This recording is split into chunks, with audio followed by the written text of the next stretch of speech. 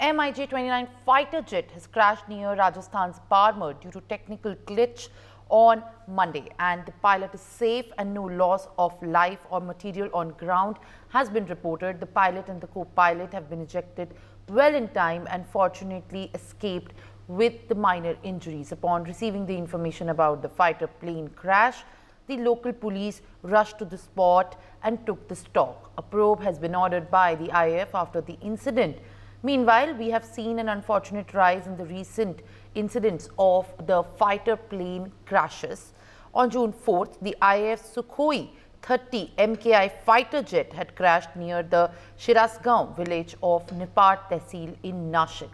Both the pilot and the co-pilot had ejected safely in time back then. As per the report, after crashing, the aircraft, which has caught fire, which was extinguished, some parts of the jet were scattered over a 500-meter radius. Team of the IAF and Hindustan Aeronautics Limited Security and the technical wings had visited the crash site. In March this year, a Tejas aircraft had crashed near the Jaisalmer during an operational training sortie. The pilot had ejected safely before the crash. Meanwhile, a court of inquiry has been constituted to find out the cause of the incident. All right, viewers, joining me on the broadcast on this very important story on the recent spike on the crashes of the fighter jets is my guest, Wing Commander Praful Bakshi, who's a defense expert, and Major General A.K. Sawaj, who's also a defense expert, on the broadcast. Joining me on the story is my two guests, and as of now, what we can understand, what we have learned so far is the Indian Air Force MiG-29 fighter jet has crashed near Rajasthan. Well, there has been a recent spike in the crashes of the fighter jets in the country, and the cause needs to be ascertained as well. There have been also studies being done and conducted, while the IAF also has prepared a technical report otherwise as well on these spike of the incidents that have been taking place in the recent times. Well, I'd like to go first to one of my guests. We appreciate you joining us on the broadcast, sir. Wing Commander Praful Bakshi, I welcome you on the broadcast. Very good morning to you. What we understand so far as of now is definitely there has been a mounting concern when we talk about the crash of the fighter planes, and of course there has been more concern aroused there because of the recent spike that has been seen and witnessed over the last few months as well. Absolutely right. I fully agree that aircraft crashing is by itself very serious. There's no doubt about it, but we must understand before we talk of anything else that we should not consider fighter flying like any other flying. Fighter flying is inherently more risky, more dangerous. There are more chances of mishap because the fighter aircraft carries out a type of flying which normal aircrafts don't do. The pilot has to face more danger, more difficult situations, and more difficult circumstances. That is why percentage is always higher on fighter aircraft. In other countries also. Of course, your television is showing not a MiG-29, but question is, MiG-29 is a twin-engine aircraft, it is safe aircraft, no doubt about it. Yet night it was flying, it was a two-seater version, a trainer version, where both the pilots ejected safely. It means, yes, they recognized the problem, a glitch in the system, which could not be handled at that time. The pilot had to eject because at night you cannot take more chances than that. But question is, the inquiry has to go into it. I fully agree. Your record is saying 9th MiG in last so many months. In this year 24, the 9th aircraft. So the percentage, if you see the percentage of flying per 10,000 hours percentage, it is not that high as we think. When the concern takes place, it was like F-104 aircraft 90 aircraft crashed in over 2 years. That was it was called a widowmaker. We must be serious. We must take it serious, but let the court of inquiry take a proper stand and a proper investigation and get the result out. We are not making the engines of this aircraft. We must understand. We are still not making MiG-29 as we should be making, or any other aircraft for that matter. That shows our weakness, but we are soon overcoming it in the new scheme of and the new challenges to India and Swavlambita, what we are getting, the made in India progress which is being doing. We are going to make engines very fast, but till such time we don't have it, we have to make do with the engines bought from there. But it does not mean we are buying substandard engines. There can be so many other things which can take place. Whenever a crash takes place, we should not think that something is missed, some mistake is done, or technical fault is there, or pilot error is there. That is very low percentage. Generally, it is a technical failure. It could be a shaft breaking. It could be a shear. There are so many other things can take place. A normal flame out. Now, the message does not tell us what sort of emergency pilot had. Well, was it a flame out? They have not said. What is a control problem? Not been said. That, of course, FDR is there. The flight data recorder is there in the aircraft, which records, and the cockpit voice recorder is there. Everything can be sorted out. Within 2 days, actually, we come to know. There's no doubt about it. I am accident investigator. I have investigated MiG-29 crashes, so I know it. That it is, we do not have to straight away get very worried or concerned about it, yes. But it is a serious matter. We must look into it and let the inquiry take place, honest inquiry take place, that there should be no intervention, no problems in that. And it is absolutely clear. But one thing more, I'll tell you, this crashes also draws our attention to depleting number of fighter aircraft in the Air Force inventory. We are supposed to be 42 squadron plus. We are now down to 30 something or even less than that. I don't want to come to that point, but question is, this is very serious. Barmer exercise was going on. Barmer is a frontline base where I have operated from also. I know it exactly well that what it means. Terrain is quite difficult, but at night terrain did not matter because he was at height. Weather was not bad. So it is pure a technical fault which has to be found out. Pilots ejected safely at height. So that shows that everything was in control. Okay, all right.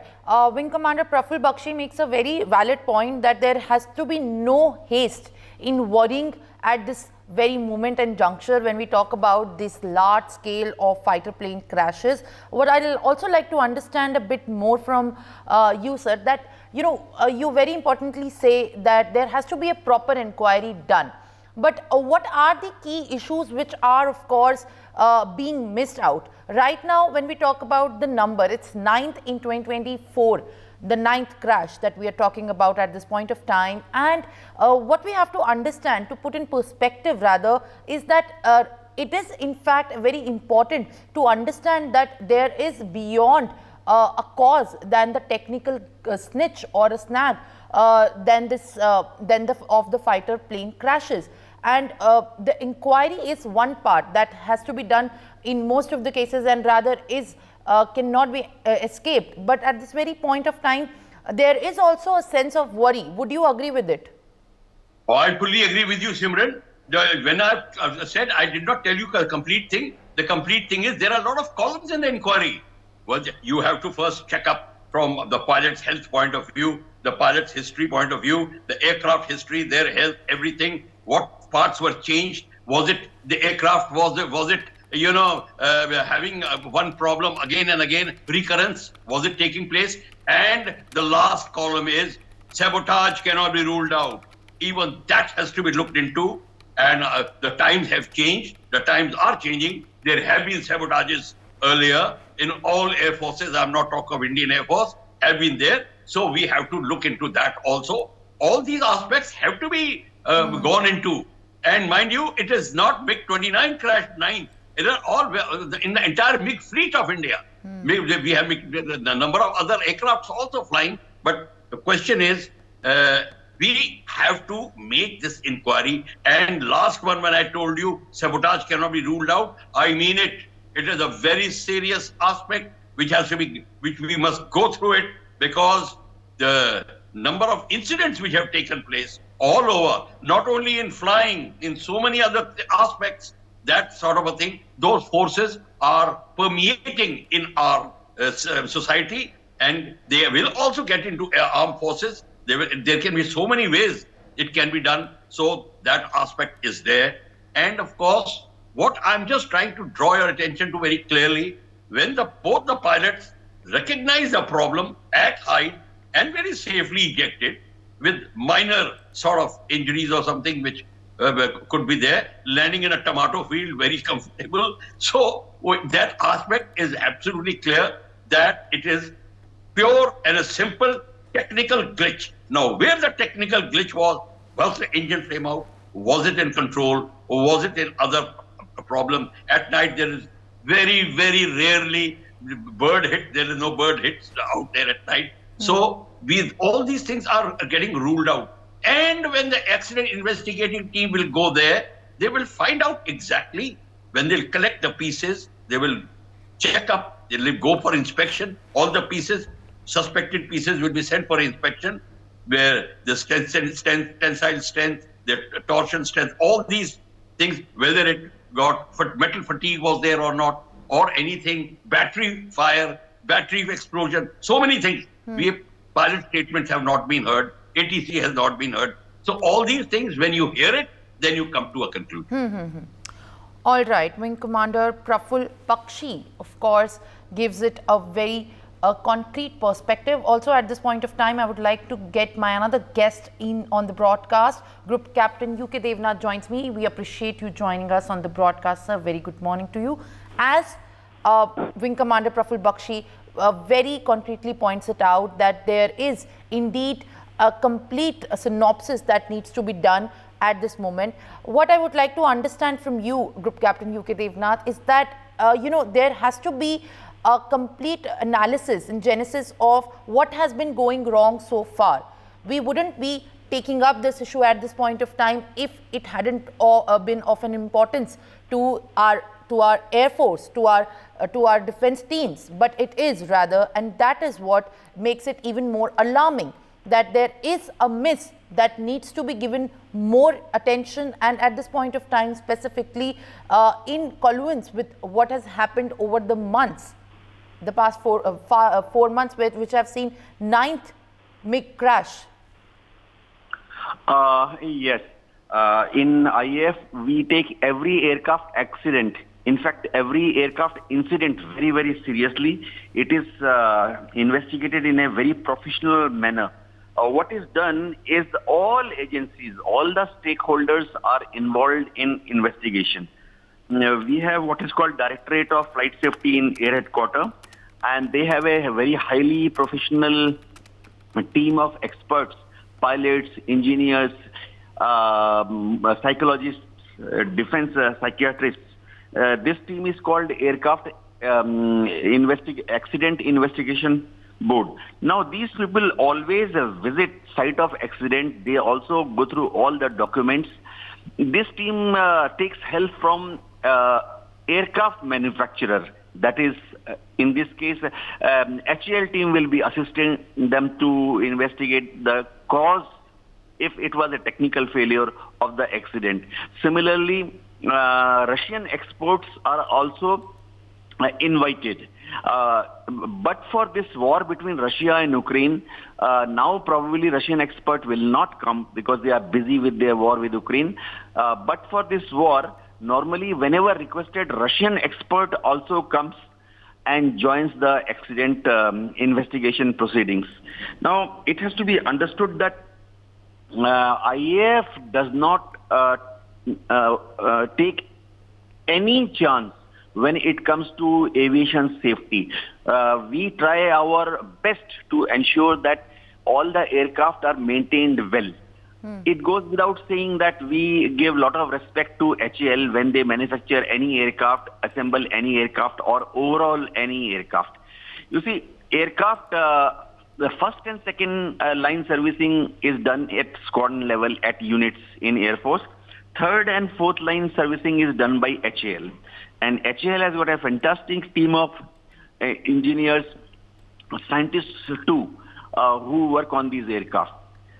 Difficulty arises when we have to look around for best talent to fulfill engineering vacancies in Air Force. This is a little delicate issue. You see, all Air Forces around the world, they want best of the boys available in the country's pool to join Air Force as pilots, as engineers. We have more than 2,000 Air Force engineers who join Air Force after engineering, graduation in engineering or post-graduation in engineering. So that is the best pool nation can afford under the given circumstances. I am talking about the human aspects of so-called technical failure. Now, technical failure can be attributed to many reasons. One is technical failure due to human error. Air Force tries its best that our engineers and our technical airmen, we call them air warriors, are best of the talent pool available in the market. You see, when we give advertisement, we expect best of the boys to join as airmen in Air Force. Now, this takes 4 to 5 to 6 to 8 years before an airman becomes expert and can be given independent charge of handling a technical issue on an aircraft, say MiG-29. Now, you see, the nation can afford, that is the best talent pool. We want to reward him. Yes, we reward the airman by giving him better pay, perks, perquisites, whatever the taxpayer is willing to pay, whatever the government decides. There is a need to attract better talent pool. It goes without saying. All right, Group Captain UK Devnath, there you have made some points in perspective for us. I'll appreciate the presence of both my guests on the broadcast. For more such videos, subscribe to the NewsX YouTube channel, hit the bell icon.